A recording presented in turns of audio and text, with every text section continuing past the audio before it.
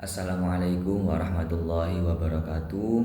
Perkenalkan, nama saya Muhammad Lukman Hakim Al-Gindi dengan NIM 070203226061 dari kelas C3 angkatan 2022, prodinya Ilmu Al-Qur'an dan Tafsir. Pada video kali ini saya akan membahas dan juga menganalisis pemikiran Syiah dalam interpretasi Al-Quran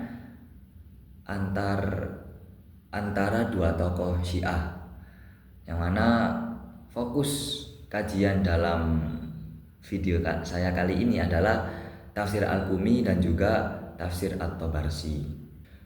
Sebelum masuk pada pembahasan, saya akan menjelaskan terlebih dahulu bahwa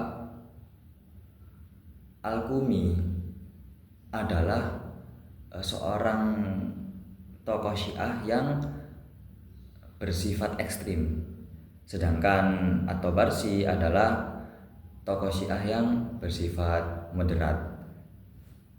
Dari realita tersebut, bukan tidak mungkin bahwa At-Tabarsi dan juga Al-Qumi ini menyelipkan beberapa pemikiran-pemikiran Syiah atau doktrin Syiah di dalam kitab tafsirnya. Entah itu Al-Qumi yang bersifat ekstrim ataupun At-Tabarsi yang bersifat moderat.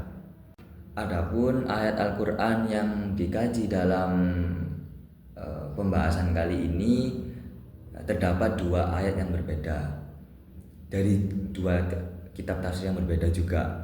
Dari tafsir Al-Qumi saya mengkaji surat Al-Baqarah ayat 2, kemudian dari tafsir At-Tabarsi saya mengkaji surat Ali Imran ayat 61. Nah, dalam video kali ini saya akan menganalisis dan juga menelaah bagian mana sih yang menunjukkan bahwa bagian dalam penafsiran Al-Quran yang menunjukkan bahwa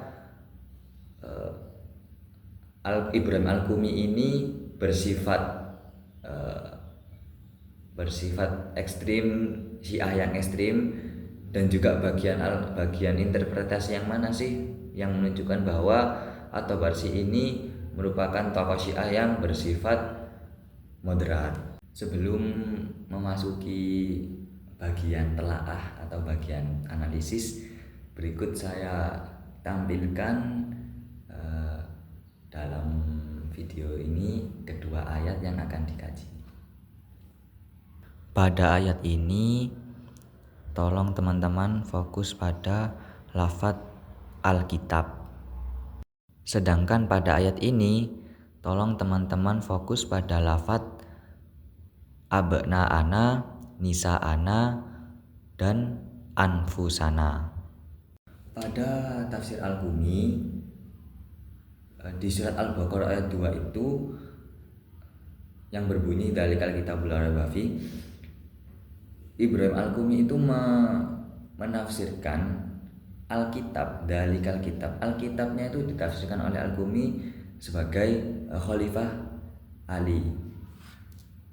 Sedangkan pada tafsir At-Tabarsi yang berjudul Majmu'ul Bayan fi Tafsiril Quran itu, tadi kan terdapat tiga lafadz yang saya tunjukkan, tiga kata lah, yakni abna'ana, wa nisa'ana, wa anfusana. Nah, untuk lafadz abna'ana, At-Tabarsi menafsirkannya sebagai putra dari Sayyidina Ali, yakni Hasan dan Husain. Sedangkan wanisa anak itu ditafsirkan oleh beliau sebagai istrinya Sayyidina Ali, yakni Sayyidatina Fatimah. Dan lafadz anfusana yang terakhir yakni ditafsirkan sebagai Khalifah Ali itu sendiri. Dari kedua penafsiran tersebut saya itu menganalisis, sudah bisa tahulah kenapa sih kok Al-Qumi itu disebut ekstrim, Syiah yang ekstrim, dan juga At-Tabarsi itu Syiah yang moderat. Jadi begini, letak perbedaannya itu adalah Al-Qumi itu menafsirkan sebuah kata benda menjadi orang gitu, orang yang berakal. Sedangkan At-Tabarsi menafsirkan kata benda yang masih bisa digolongkan berakal, dan itu ditafsirkan juga dengan manusia yang berakal gitu. Dalam artian begini, dzalikal kitabul la raiba fi. Alkitab ini kan sebuah benda, sebuah isim yang tidak berakal. Bagaimana sesuatu yang tidak berakal itu ditafsirkan sebagai menjadi sesuatu yang berakal, begitu kan?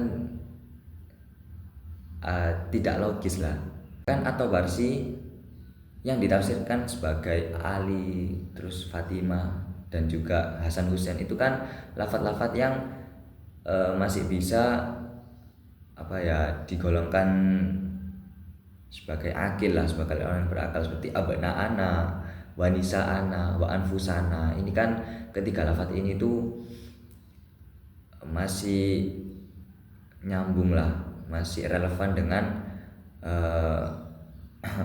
dengan nama orang gitu.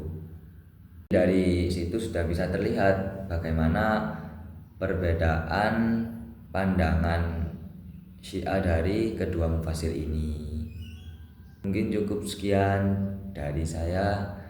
Terima kasih atas perhatiannya, semoga bermanfaat untuk kita semua. Wassalamualaikum warahmatullahi wabarakatuh.